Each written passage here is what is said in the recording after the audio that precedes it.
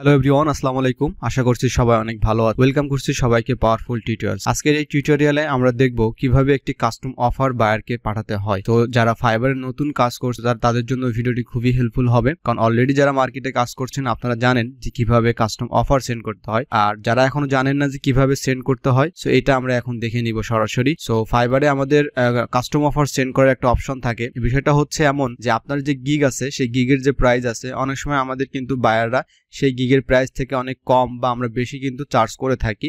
So এইটা আমরা বায়ারকে একটা কাস্টম অফার সেট করতে পারি। কাস্টম অফারটা হচ্ছে যে আমাদের মতো করে আমরা একটা প্রাইস আমরা দিয়ে সেটা বায়ারের কাছ থেকে নিতে পারি, বা বায়ারের সাথে যে ডিলটা হয় আমাদের আমরা সেটা দিতে পারি। ধরুন আপনার প্রাইস হচ্ছে $100, বাট আপনি চার্জ করেছেন $120। সো এটা তো আপনার গিগে নাই, সো আমাদের কিন্তু কাস্টম অফার পাঠাতে হয়।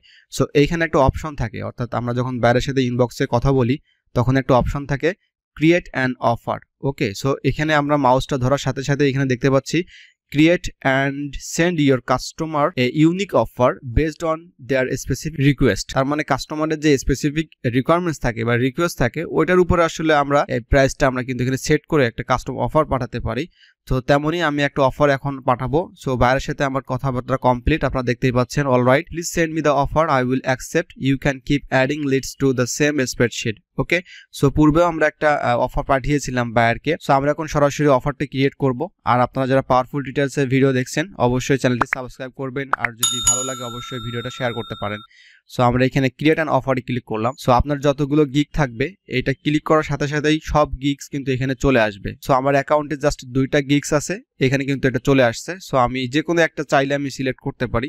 সো আমি এইটা সিলেক্ট করলাম। তো এরপর আমাদের দ্বিতীয় স্টেপে আসার পর আমরা দেখতে পাচ্ছি choose how you want to get paid, মানে আমি টাকাটা কিভাবে চাচ্ছি। আমি একটা সিঙ্গেল পেমেন্ট চাচ্ছি। যদি আমার এখানে $20 হয় তাহলে আমি $20 আমি সিঙ্গেল একটা পেমেন্ট নিতে পারি। আর মাইলস্টোন আমরা সেট করতে পারি।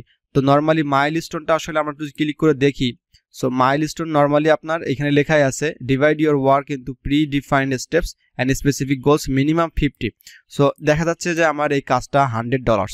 ওকে, সো $100 যদি হয় তাহলে কিন্তু আমাকে মিনিমাম আমি 50 একটা কাজ আমি করলাম, আর সেকেন্ড কাজটা আমি 50-এ করে দিলাম। অর্থাৎ বাইরের কাজটা যদি $100 হয় তাহলে কাজটাকে ভাগ করে দিলাম, পেমেন্টটাকেও ভাগ করে নিলাম। ওকে, সো বায়ারের সাথে আমার যাতে ডিলটা যাতে সুবিধা হয়, কারণ একসাথে আমি যদি কাজটা করে দিই $100-এর, অনেক সময় বায়ার অনেক ঝামেলা করতে পারে। দ্যাটস ওয়াই আমি এইটা রিস্ক নিব না। দ্যাটস ওয়াই আমি 50-50 করে ভাগ করলাম। বা যারা অনেক বড় প্রজেক্টে কাজ করে, হ্যাঁ, যারা ওয়েবের কাজ করে বা গ্রাফিক্সের কাজ করে তারা কিন্তু এইভাবে কাজটা করে নেয়, এবং এই সুযোগটা কিন্তু আপনাকে এখানে দিচ্ছে। ওকে, সো আমি এখানে কিন্তু সরাসরি এখন আসি মাইলস্টোন অফারে, অর্থাৎ আমি এখানে কিন্তু ভাগ করে দিতে পারি, কিন্তু আমার প্রাইসটা যেহেতু কম তো আমি এখানে আমার দরকার হবে না। ওকে, সো আমি আবার চলে আসি সিঙ্গেল পেমেন্টে। সো রাইট সেকশনে আমরা একটা বাটন দেখতে পাচ্ছি সিলেক্ট এ প্যাকেজ। এই বিষয়টা হচ্ছে আমাদের গিগে যে 3টা প্যাকেজ থাকে আমরা সেই প্যাকেজগুলো কিন্তু চাইলে এখানে সিলেক্ট করে দিতে পারি।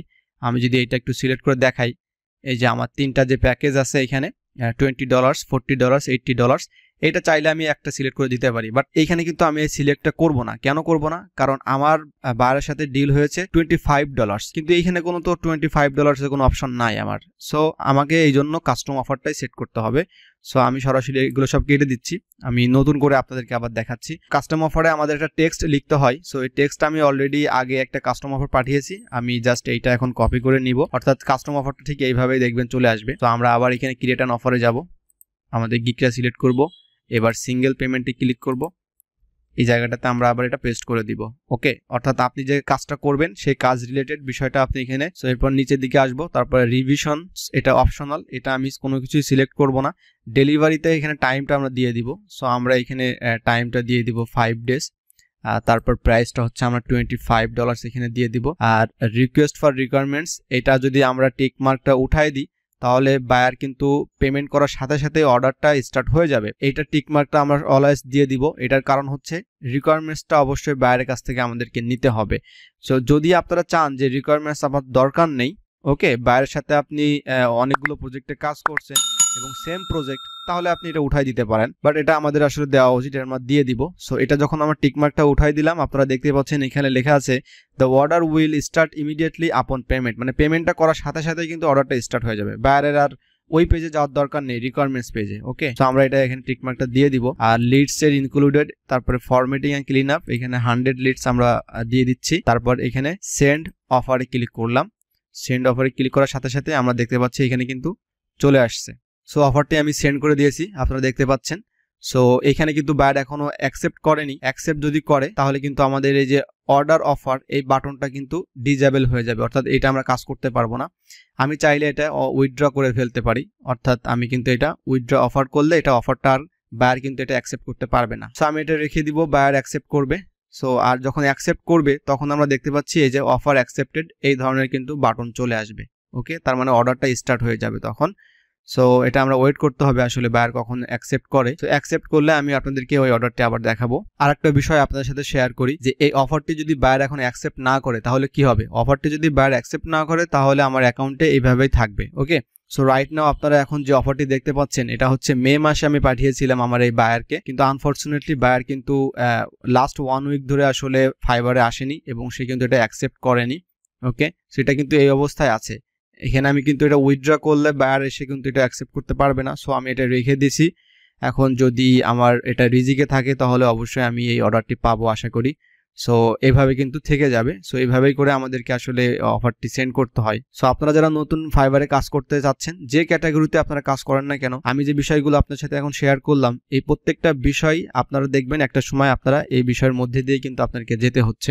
সো এই কাজগুলো করার আগে আপনাদের তখন আর দ্বিতীয়বার ভাবার কোনো অপশন নেই, যেহেতু আপনারা সবকিছু এখন দেখছেন এবং জানেন। সো এটা অনেক সময় হয় এবং আমরা জানি যে বায়ার যখন বলে যে সবকিছু ঠিক আছে, তুমি রিকোয়েস্ট পাঠাও, মানে অফারটা পাঠাও, আমি অ্যাকসেপ্ট করব, দেখা যাচ্ছে যে আলটিমেটলি আমরা ওই অর্ডারটা পাই না। সো এমন অনেক প্রোফাইলে হয়তো আমি যদি এখন দেখাই আপনাদেরকে, তো আমি অনেক প্রোফাইলে দেখবো যে এরকম অবস্থায় পড়ে আছে, এটা 1 বছর পার হয়ে গেছে কিন্তু কোনো অর্ডার আসে নাই। আসলে ওটা আমার রিজিকে নাই, দ্যাটস ওয়াই এটা আসলে হবে না। সো আমি এটা রেখে দিয়েছি, দেখি আসলে কি অবস্থা হয়।